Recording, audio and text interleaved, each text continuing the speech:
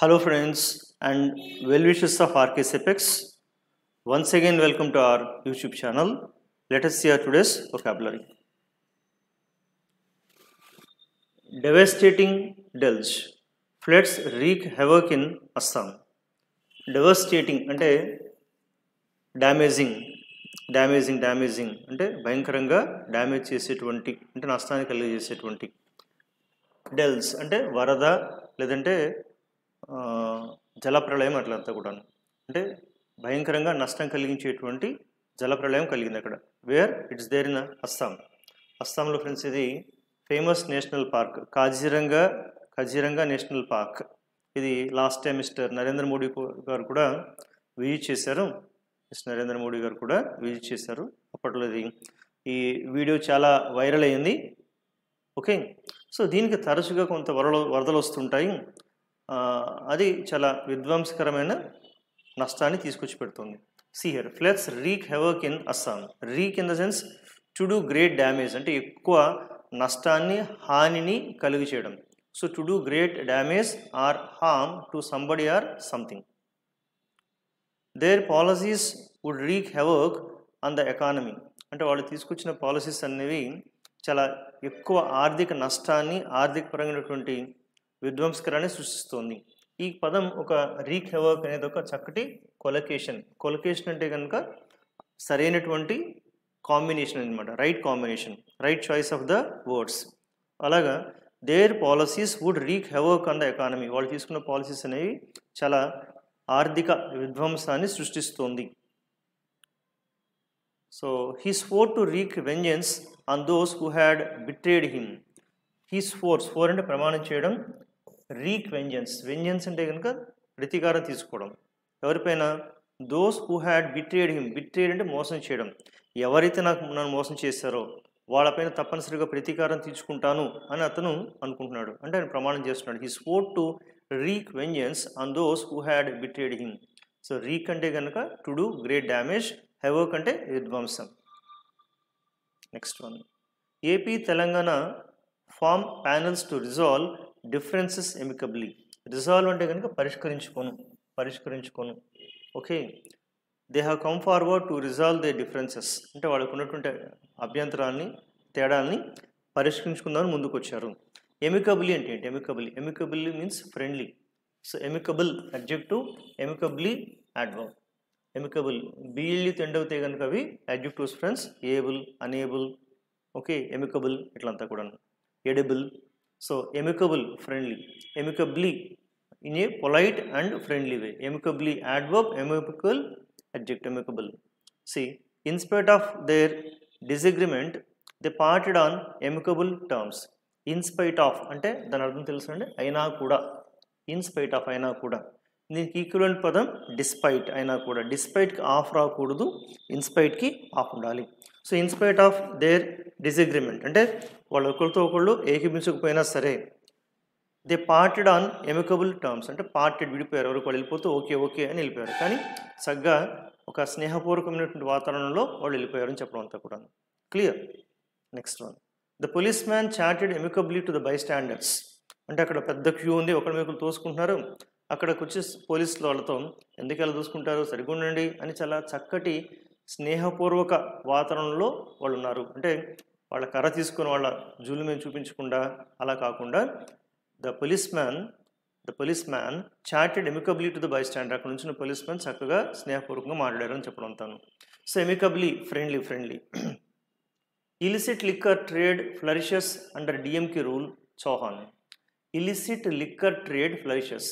Illicit అంటే కనుక liquor తెలుసు మీకు, లిక్కర్. ఇలిసిట్ అంటే దొంగతనంగా లేదంటే అదేమంటారు అక్రమంగా.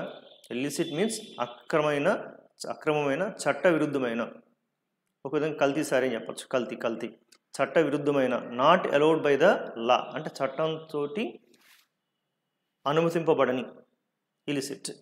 So they were prosecuted for illicit liquor selling అంటే అక్రమంగా మద్య విక్రయాలు చేసేందుకు వాళ్ళని ప్రాసిక్యూట్ చేయబడుతున్నారు. అంటే వాళ్ళు చేశారు, దేవర్ ప్రాసిక్యూటెడ్, వాళ్ళని దర్యాప్తు చేశారు, వాళ్ళని ప్రశ్నించారు. ప్రాసిక్యూట్ చేయడం తెలుసు కదా, వాళ్ళని చట్టపరంగా విచారించిన గట్టిగా. So they were prosecuted for illicit liquor selling. ఇలిసిట్కి ఇంకో అర్థం ఉంటుంది, not approved of by not approved of by the normal rules of society, అంటే సంఘం చేత సొసైటీ చేత ఆమోదింపబడని, అంటే అక్రమమైన. అందుకని దీనికి ఇలా వాడతారు, illicit love affair or illicit relation, అక్రమ సంబంధం ఇట్లా అంతా కూడా. ఇలిసిట్ అంటే అక్రమమైన. దెన్ ఫ్లరిష్, ఫ్లరిష్ అంటే కనుక డెవలప్, అభివృద్ధి చెందడం, flourish. Our business seem to flourish, అంటే మన వ్యాపారం బాగా అభివృద్ధి చెందేలాగా కనబడుతుంది, అంటే సిమ్టమ్స్ బాగా తెలుస్తున్నాయి, ఆ పైకి వచ్చే అవకాశాలు చాలా ఉన్నాయని చెప్పడం. సో ఇక్కడ వచ్చేసండి illicit liquor trade flourishes under DMK rule, అంటే తమిళనాడు డిఎంకే రూల్ ఏదైతే ఉందో వాళ్ళ రూల్, అంటే వాళ్ళ గవర్నమెంట్లో, వాళ్ళ ప్రభుత్వంలో ఈ అక్రమమైనటువంటి చట్టవిరుద్ధమైన లిక్కర్ చాలా ఫ్లరిష్ అవుతుందంటే వృద్ధి చెందుతుంది అని చెప్పడం అంతా కూడా. Clear? Flourish. Tendulkar gets standing ovation on Wimbledon Center Court.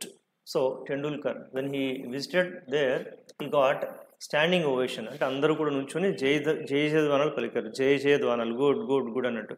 So Indian maestro. So standing ovation means నిలుచుని జయధ్వానాలు తెలపడం, అందరూ కూడా నుంచొని ఒకసారి అలా క్లాప్ కొట్టడం అంతా కూడా. So she received a standing ovation at the end of her speech, అంటే ఆవిడ స్పీచ్ ఇచ్చిన తర్వాత ఆ స్పీచ్కి అందరూ మంత్రముగ్ధులైపోయి చక్కగా అందరూ నుంచొని తమ జయధ్వానాన్ని తెలిపారు. ఇలాగా స్టాండింగ్ ఓవేషన్ మనం చాలాసార్లు వింటుంటాం వాడేది, but we need use in our day to day life also, అది వాడే ప్రయత్నం చేస్తే చాలా తేలిగ్గా ఉంటుంది. Standing ovation, she received standing ovation. భారతీయుడు 2, భారతీయుడు సినిమానా? అదే సినిమా ఎందుకు వచ్చింది ఇక్కడ? శంకర్స్ భారతీయుడు 2, కరెక్ట్. కానీ వీళ్ళకు ట్యాగ్ లైన్ ఏమి ఇచ్చారు? ట్యాగ్ లైన్ జీరో టాలరెన్స్ అని ఇచ్చారు ఇక్కడ. జీరో టాలరెన్స్, టాలరెన్స్ అంటే సహనము, జీరో టాలరెన్స్ అంటే ఏమాత్రం సహించమని చెప్పడం. అంటే ఏదైనా ఒక రూల్ పెట్టినప్పుడు ఆ రూల్ పాటించకపోతే అది చాలా చిన్నదైనా సరే సీరియస్గా తీసుకుంటామని చెప్పడం, జీరో టాలరెన్స్. ఒకసారి నేను ఒక షాపింగ్ మాల్కి వెళ్ళినప్పుడు వాళ్ళు నోట్ చేసుకున్నారు, కింద రాశారు వీ పే జీరో టాలరెన్స్. అంటే ఆ ఎంటర్ అయినటువంటి కస్టమర్స్ ఏదన్నా కొంచెం తప్పుగా ప్రవర్తించినా, లేదంటే ఎవరితో అసభ్యంగా ప్రవర్తించినా, ఏదైనా వస్తువు తీసుకోవడం చేస్తున్నా, ఏదైనా దొంగలించినా వాళ్ళపైన మేము కఠిన చర్యలు తీసుకుంటాము అని చెప్పడానికి వీపే జీరో టాలరెన్స్, అంటే ఏది సహించము అని చెప్పడానికి వాడతారు. జీరో టాలరెన్స్ అంటే ఏంటి? The policy of applying laws very strictly, చాలా స్ట్రిక్ట్గా అప్లై చేస్తారు, so that people are punished, శిక్షించబడతారు. Even for offences that are not very serious, అంటే చేసిన తప్పు చాలా చిన్నదైనా సరే తప్పదు. జీరో టాలరెన్స్ అంటే ఏమాత్రం సహించము అని చెప్పడానికి వాడతారు ఇది.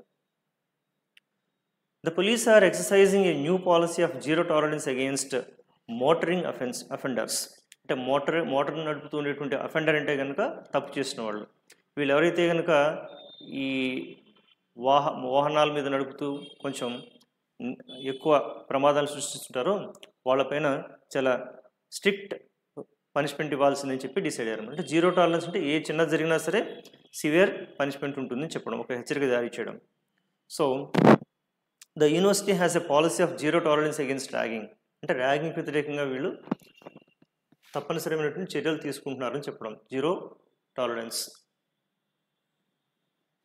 Okay, the university has a policy of zero tolerance against ragging, ఎవరు ర్యాగింగ్ పాల్పడ్డా కూడా వాళ్ళపైన కఠినమైన చర్యలు ఉంటాయి అని గట్టిగా చెప్తున్నారు అంతా. Clear? Next, Naidu Revanth to tap centre for securing bifurcation sops. Sops అంటే ఏంటి? SOPS. సాప్స్ అంటే కనుక ఏదైనా ఇస్తామని ఒక ప్రమాణం చేయడం, వాగ్దానం చేయడం, అంటే ఎన్నికల్లో చెప్పేవి కానీ, లేదంటే రెండు రాష్ట్రాలు విడిపోయేటప్పుడు ఆ బైఫర్కేషన్ చెప్పేటువంటి వరాల జల్లు కానీ, వాటికి సాప్స్ అంటారు. So sop in the sense election promises or pledges, ఆ చేసేటువంటి వాటిని sop. All political parties offer sops during elections అప్పుడు అందరూ కూడా ఏదో ఒకటి వాళ్ళ నుంచి వాగ్దానాలు చేసేస్తుంటారు, మేము అలా చేస్తాం ఇలా చేస్తాం అంతా కూడా. ఇలాంటి వీళ్ళ మధ్య ఉన్నటువంటి ఏదైతే ఉందో, అంటే ఇటు ఆంధ్ర తెలంగాణ వాళ్ళకు ప్రభుత్వం ఇచ్చినటువంటి, అంటే సెంటర్ ఇచ్చినటువంటి ఏదైతే బైఫర్కేషన్ పరంగా ఇచ్చిన ప్రమాణాలు ఉన్నాయో వాటి గురించి ఇద్దరు కూర్చొని చర్చిద్దాం అనుకుంటున్నారు ఇక్కడ. క్లియర్? ఫైన్. ఇదే సాప్ ఇంకొక అర్థం ఉంటుంది, ఇదేంటంటే just like throwing a biscuit. YSRC questions delay in sops, అంటే ఇక్కడ అర్థం ఏంటంటే కనుక YSRC questions delay in sops. TDP ఎన్నికలప్పుడు చాలా వాగ్దానాలు చేస్తుంది, వాటిని ఇంకా నిలబెట్టుకోవట్లేదే అని వైఎస్ఆర్సీ క్వశ్చన్ చేస్తుంది అని చెప్పడం. ఇక్కడ సాప్ ఇంకొక అర్థం ఏంటంటే కనుక SOP సాప్కి మనకు లోకల్ లాంగ్వేజ్ చెప్తుంటారు కదా, ఓ బిస్కెట్ వేసాడు అంటారు. బిస్కెట్ వేయడం అంటే ఏంటి? ఆ ఎదుటి వ్యక్తిని శాంతపరచడానికి కానీ బొట్లో పడేసుకోవడానికి కానీ వేసే ఒక బెయిట్ ఎర. So something unimportant or of little value that is offer to stop complaints or unhappiness. ఎవరైనా వాళ్ళ అన్హ్యాపీనెస్ వక్తపరుస్తున్నా, వాళ్ళ అసంతృప్తిని చెప్తున్నా, కంప్లైంట్ చేస్తున్నా, వాళ్ళని టెంపరీగా కూల్ చేయడానికి వాళ్ళకి వేసి చిన్న బిస్కెట్గా చెప్తారు దీన్ని sop. So he regarded third prize as a just a sop. He regarded third prize as just a sop. అంటే థర్డ్ ప్రైజ్ ఇచ్చారు, ఏదో మొక్కుబడిగా ఓ బిస్కెట్ వేసారు నాకు అని అనుకుంటున్నాడు అనమాట. అలా భావిస్తున్నాడు అని చెప్పడం. అంటే ఎవరైనా కాస్త అలకబూనినా, అసంతృప్తిగా ఉన్నా కూడా అసంతృప్తిగా ఉన్నా వాళ్ళని శాంతపరచడానికి వేసే వాటిని సాప్ అని కూడా పిలుస్తారు అనమాట. ఇక్కడ క్లియర్. Opening blues.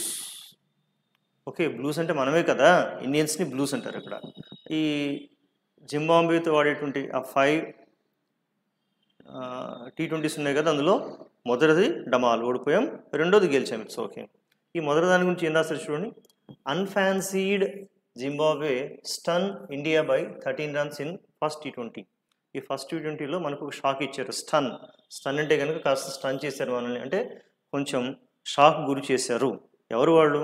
అన్ఫాన్సీడ్ జింబాబ్వే. అన్ఫాన్సీడ్ అంటే ఏంటి? అన్ఫాన్సీడ్ అంటే not considered likely to win, అంటే గెలుస్తామనేటువంటి హోప్ లేని వాళ్ళని అన్ఫాన్సీడ్ అంటారు అనమాట. దానికి ఆపోజిట్ ఫ్యాన్సీడ్ అంటే గెలుస్తామని నమ్మకం ఉంటే ఫ్యాన్సీడ్ అంటారు ఇక్కడ. Clear. Unfancied. India lost to an unfancied Zimbabwe team, అంటే అంత హోప్ లేనటువంటి జింబాబ్వే టీం పైన ఇండియా ఓడిపోయింది. ఇలా ఓడిపోయినప్పుడు లూజ్ లాస్ట్ ఈ పక్కన లాస్ట్ 2 పెట్టాలి ఫ్రెండ్స్. లాస్ట్ 2 అంటే ఇది సబ్జెక్ట్, లూజ్ అనేది verb.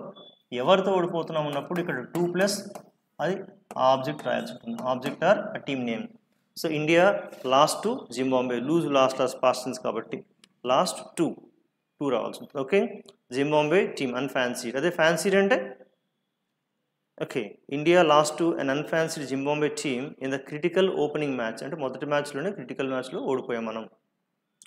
She is the most fancied candidate for the next election, అంటే నెక్స్ట్ ఎలక్షన్కి ఆవిడ ఒక మోస్ట్ ఫ్యాన్సీడ్ క్యాండిడేట్, అంటే గెలిచేందుకు అవకాశం ఉన్నటువంటి ఒక క్యాండిడేట్గా చెప్పుకోవచ్చు. She is the most fancied candidate for the next election.